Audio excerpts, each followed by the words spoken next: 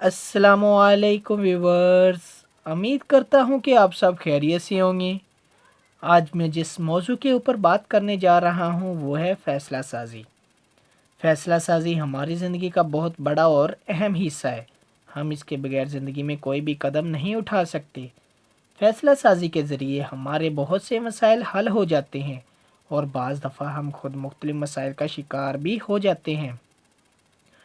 और बाज़ दफ़ा हम ऐसे फ़ैसला साज़ी के रास्ते अख्तियार कर लेते हैं जिनकी वजह से हमारी ज़िंदगी बहुत आसान हो जाती है। और बाज़ दफ़ा ज़िंदगी में किए हुए मुख्तलिफ़ फ़ैसलों की वजह से ज़िंदगी गुजारना हमारे लिए अज़ाब बन जाती है। ज़िंदगी में आने वाले तमाम तर मुश्किलात के ज़िम्मेदार हम खुद होते हैं, क्योंकि खुद फ़ैसला साज़ी के दुरुस्त रास्ता जात को अख्तियार नहीं करते, जिसकी वजह से हमको मुख्तलिफ़ मुश्किलात को फ़ेस करना पड़ सकता है। आज हम जानेंगे कि फ़ैसला साज़ी क्या है और दुरुस्त फ़ैसला साज़ी के क्या क्या मराहिल हैं। सबसे पहले बात करते हैं कि फ़ैसला साज़ी क्या है। फ़ैसला साज़ी ज़ाती इंतखाब का नाम है। ज़ाती इंतखाब हम तब करते हैं जब हम मुकम्मल तौर पर रज़ामंद होते हैं कोई काम करने में। फ़ैसला साज़ी तमाम तर मौजूदा मालूमात को इस्तेमाल करने, फ़ायदा और नुकसान को परखते हुए ज़ाती इंतखाब करना कोई काम करने में। जो हम ज़िंदगी में मुख्तलिफ़ इक़साम के फ़ैसला साज़ी के मराहिल में से गुज़रते हैं, वैसे वैसे ही हम ज़िंदगी में अच्छे और बुरे फ़ैसला साज़ी को परखते हैं। फ़ैसला साज़ी वो वाहिद चीज़ है जो हर इंसान के अपने कंट्रोल में होती है। फ़ैसला साज़ी का अमल क्या है या फिर फ़ैसला साज़ी के मराहिल? इसके मुख्तलिफ़ मराहिल हैं। नंबर 1, सबसे पहले किसी भी मसला के हल तलाश करने से पहले मसला की नौइयत को जानना कि आखिर मसला या मसाइल है क्या। नंबर 2, फिर मसला के हल के लिए सोच विचार करना या गौर व फिक्र करना।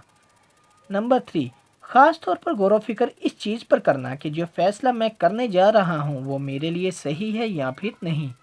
नंबर 4, अगर आपका किया हुआ फ़ैसला आपके लिए दुरुस्त है और फ़ायदा मंद है तो किस हद तक, और या फिर आपका किया हुआ फ़ैसला आपको नुकसान पहुंचा सकता है तो इस नुकसान की वजूहात कौन कौन सी हो सकती हैं।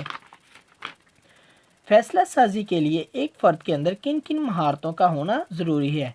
किसी फ़र्द की बात को ध्यान से सुनना, फिर उस बात और बोलने वाले अफराद के एहसासात को समझना या समझने की कोशिश करना, फिर बोली गई बात या फिर दरपेश आने वाले मसाइल के हल के बारे में गौर व फिक्र करना, पेश आने वाले मसाइल का ऐसा हल निकालने की कोशिश करना जो आपके लिए और दूसरे अफराद के लिए फ़ायदा मंद हो।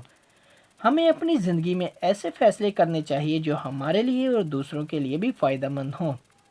और अगर हमने ज़िंदगी में कुछ गलत फ़ैसले भी किए हुए हैं तो उनके बारे में सोचकर परेशान होने की ज़रूरत नहीं, बल्कि किए हुए गलत फ़ैसलों से भी हमको सबक सीखना चाहिए और दरपेश आने वाले मसाइल के हल के लिए दोबारा से जद्दोजहद करनी चाहिए। शुक्रिया व्यूअर।